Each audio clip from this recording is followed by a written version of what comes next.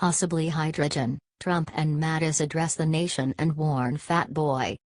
A 6.3 magnitude earthquake was detected in North Korea and authorities have determined that it was caused by a nuclear test. Via Daily Caller, seismic activity in North Korea suggests the country just conducted its sixth nuclear test. A 6.3 magnitude earthquake, according to both the U.S. Geological Survey and the China Earthquake Administration, was detected in North Korea Sunday, just hours after the North revealed what it claimed is a thermonuclear device, specifically a hydrogen bomb. The Japanese Foreign Ministry has confirmed that North Korea conducted its sixth nuclear test at around noon on Sunday, September 3. Assuming North Korea just conducted another nuclear test, the explosive yield is almost certainly much higher than the last. The North has already developed an intercontinental ballistic missile that can range the vast majority of the continental U.S., and it is clear that North Korea has a nuclear warhead for this missile and the others in its arsenal. If North Korea tested the device revealed earlier, the North Korean nuclear crisis is about to get significantly more complicated. Via BBC, a large earth tremor detected in North Korea was the country's sixth nuclear test, Japan's foreign minister says. The government confirms that North Korea conducted a nuclear test after examining information from the weather agency and other information, Taro Kono told reporters. 7:16 a.m., September 3, 2017 28:28 replies 453 retweets 286 likes Twitter ads info and privacy Anna Fifield, WAPO's Tokyo bureau chief tweeted, Japan's PM says he will not tolerate another nuclear test from North Korea. Japan sends up sniffer planes to try to detect radiation. Any threat to the United States or its territories including Guam or our allies will be met with a massive military response. Kim Jong-un should take heed. The United Nations Security Council's unified voice. All members unanimously agreed on the threat North Korea poses. And they remain unanimous in their commitment to the denuclearization of the Korean Peninsula. Because we are not looking to the total annihilation of a country, namely, North Korea, but as I said, we have many options to do so. Watch. W'/S/2/34 EQN 11 p.m., September 3, 2017 83 replies 435 retweets 980 likes Twitter ads info and privacy. If North Korea did indeed test a hydrogen bomb, and not just a nuclear one, it means we're entering a whole new, and very dangerous world.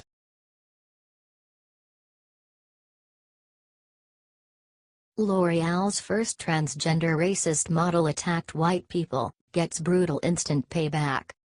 The world-renowned international cosmetic company L'Oreal just had to fire its first transgender model Friday after the dude called all white people racially violent on social media. Yup, you read that correctly. Just days after the dude got hired, L'Oreal had to axe Monroe Bergdorf for a Facebook post in which the so-called model called all white people racially violent. That's a model? On what planet? L'Oreal Paris UK responded to this by releasing a statement that confirms that they support diversity and tolerance towards all people irrespective of their race, background, gender, and religion, and that they believe that the recent comments by Monroe Bergdorf are at odds with those values, and because of this they have taken the decision to end the partnership with her. CNS News reports, Johns Hopkins psychiatrist, transgender is mental disorder, sex change biologically impossible. Dr. Paul R. McHugh, the former psychiatrist-in-chief for Johns Hopkins Hospital and its current Distinguished Service Professor of Psychiatry, said that transgenderism is a mental disorder that merits treatment, that sex change is biologically impossible, and that people who promote sexual reassignment surgery are collaborating with and promoting a mental disorder.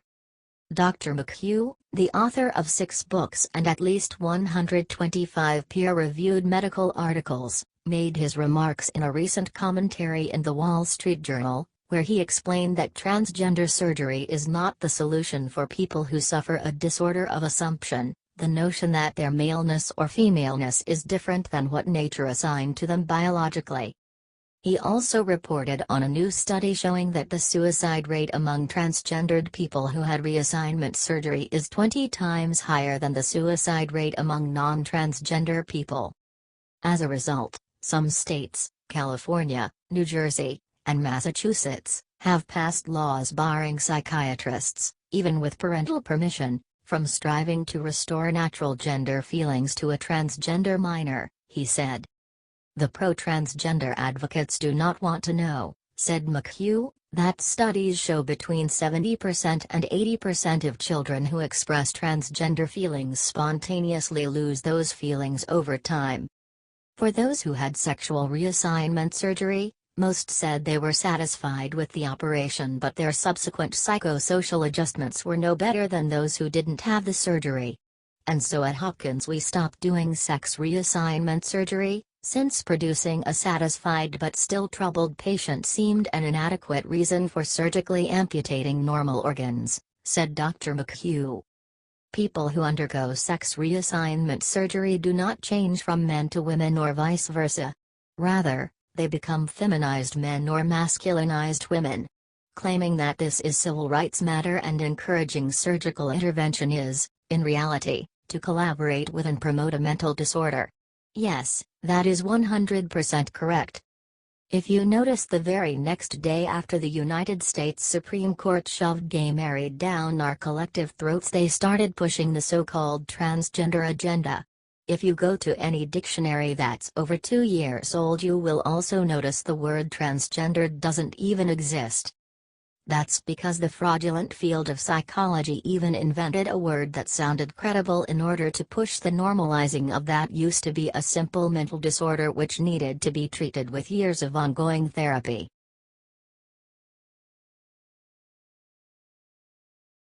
Hollywood Trump haters just did disgusting thing to Houston flood victims. Famous rap artist goes rogue and exposes them.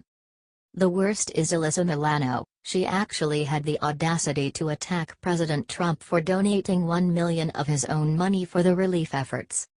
BizPac Review reports, anti-Trumper Alyssa Milano is broke as a joke, didn't pay taxes and stiffed her employees. Actress Alyssa Milano broke bankrupt, sues business manager foreclosed, didn't pay taxes. Alyssa Milano blamed her former agent for not paying her income taxes and her employees. Actress Alyssa Milano is broke as a joke and didn't pay her taxes.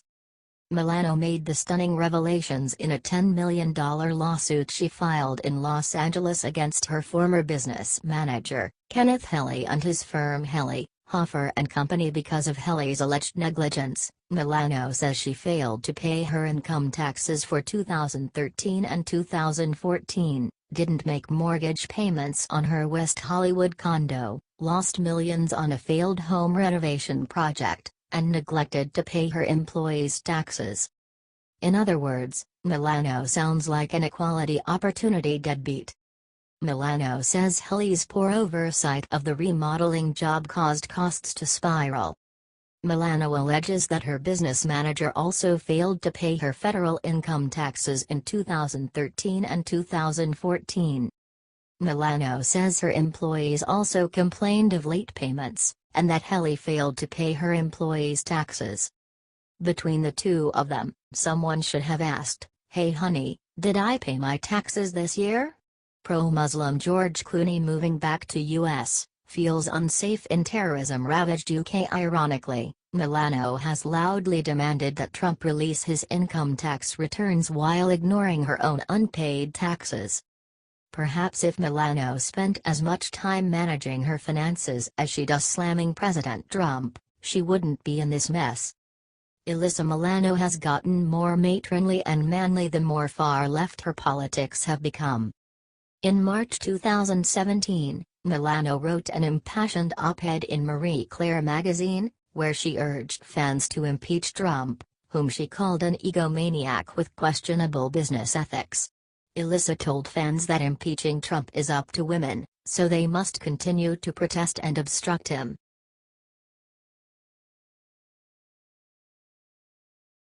Texas sheriff warns looters of exactly what will happen to them if they are caught. Brilliant Texas-style justice. Fort Bend County Sheriff, Troy Nehls, stated how his residents are very friendly with the Second Amendment, giving a warning to potential looters to stay away.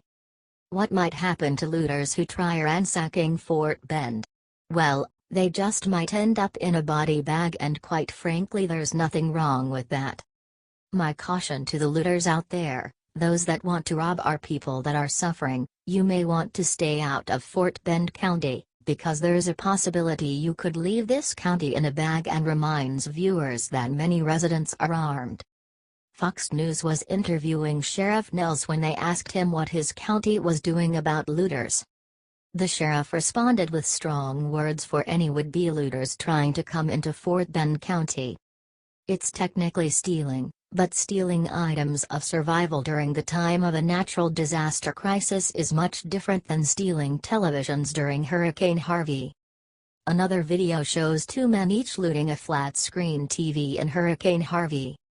Here's the Hurricane Harvey looting video for you to watch and make your own decision. What's your opinion? What was the point of stealing televisions during a storm? What were they doing? Using the TVs as umbrellas? How is that different from stealing food to feed a family of 5? Stealing food and electronics are both theft, but one of the crimes can be overlooked in a time where thousands of people are suffering from a major loss. When Sheriff Nehls issued his warning, it was to keep people like the TV looters out of his jurisdiction. Nehls and the residents of Fort Bend have enough issues to worry about with Hurricane Harvey, so if any looters want to prey on his people, then they should bring their own body bag. Nehls isn't playing around and wants every potential looter to understand one thing: people are armed and not afraid to shoot.